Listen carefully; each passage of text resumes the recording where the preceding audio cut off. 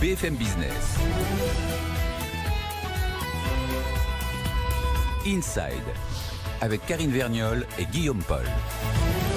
Alors on le disait à l'instant, 0,1 point de PIB, ça c'est au global pour la croissance française. Mais si on regarde certains secteurs, eh bien ça devient très compliqué, ce mouvement de grève dans les transports. Il y a la SNCF, la RATP, et puis il y a ce qui se passe dans les ports français. Guillaume, il commence à y avoir des répercussions très importantes. Bah oui, parce que là-bas on a les dockers qui aussi viennent de se joindre au mouvement de contestation contre la réforme des retraites. Et tout ça fragilise aussi la filière maritime. On va en parler avec vous, Herbert de Saint-Simon. Bonsoir. Bonsoir. Merci beaucoup d'être avec nous. Vous êtes président de TLF Overseas, TLF Transport et Logistique de France, la branche Overseas donc qui organise le transport aérien et maritime. Situation très difficile dans les nombreux ports français. On voit Marseille, Nantes, Saint-Nazaire, Bordeaux, La Rochelle, Dunkerque ou Rouen. On entend dire que plus aucun bateau ne rentre ou ne sort. Est-ce que c'est vrai finalement, monsieur de Saint-Simon ? Oui, c'est tout à fait vrai. Ouais. C'est une catastrophe pour toute la filière, pour tout l'écosystème maritime. Il faut bien comprendre qu'un port, c'est le poumon économique d'un pays. Oui. Et un élément essentiel de son commerce extérieur. Aujourd'hui, il n'y a plus un bateau qui escale, 40% d'escale en moins au mois de janvier, à peu près la même chose au mois de décembre. Et alors évidemment, ça a des conséquences à court terme évidentes, puisque les boîtes ne bougent pas, oui. Donc les usines ne sont plus approvisionnées, les magasins ne sont plus approvisionnés, mais ça a des conséquences aussi à moyen et long terme. Pourquoi ?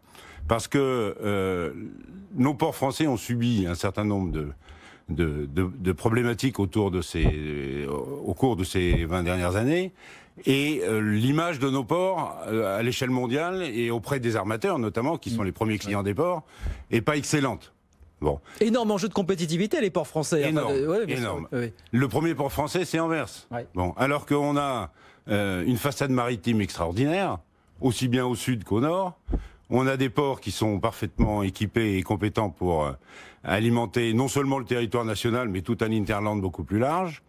Et les soubresauts qu'ont connus nos ports au cours de ces 20 dernières années, notamment au moment des réformes portuaires, etc., oui, ont entaché l'image de ces ports. Bon. Depuis quelques années, on commençait à remonter la pente.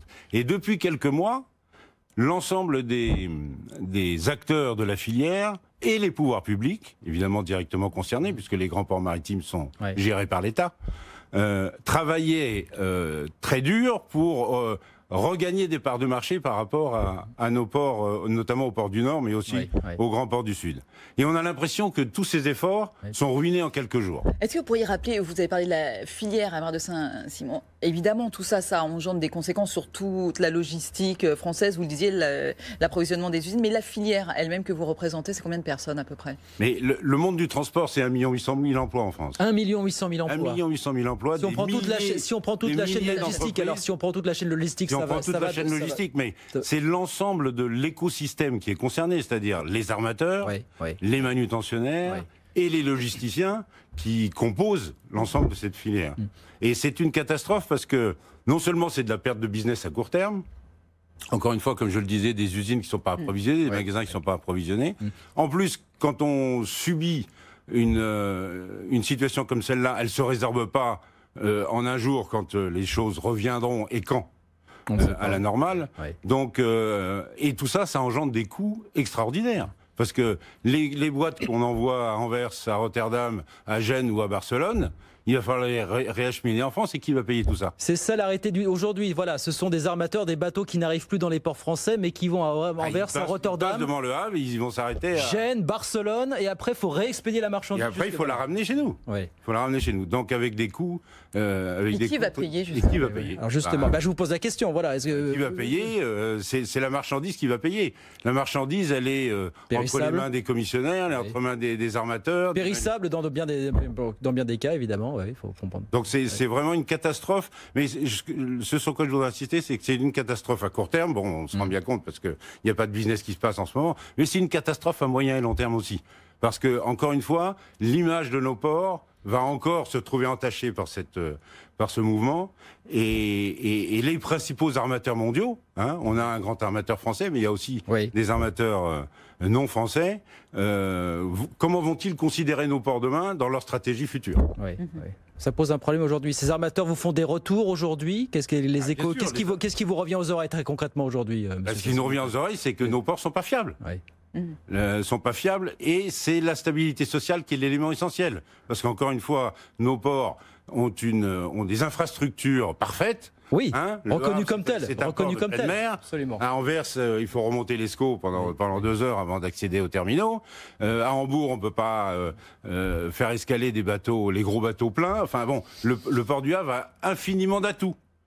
Bon, mais maintenant, encore faut-il qu'il fonctionne. Donc vous demandez à être reçu aujourd'hui par le gouvernement pour obtenir quoi? Des compensations, des dédommagements? Alors, il y aura une facture, mais ça, on va attendre la fin du conflit pour la chiffrer et voir comment on s'en sort. Mais en attendant, la libre circulation de la marchandise et des hommes sur la place portuaire, ça aussi, c'est un devoir de l'État que de l'assurer.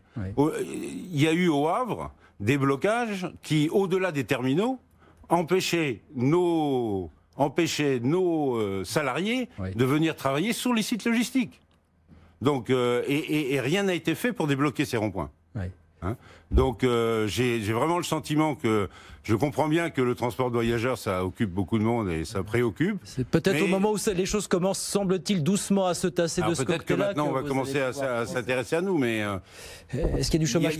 On n'a pas senti, bien qu'on ait un Premier ministre qui, de par son histoire, devrait être concerné directement par ce sujet, on n'a pas senti un soutien, un vrai soutien des pouvoirs publics pendant cette période. Il y a du chômage partiel déjà dans certaines entreprises? Bien sûr.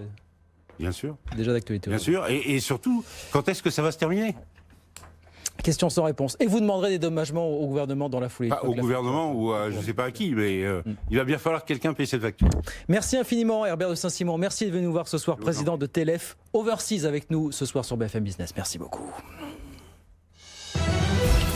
BFM Business, Inside, au cœur de l'écho.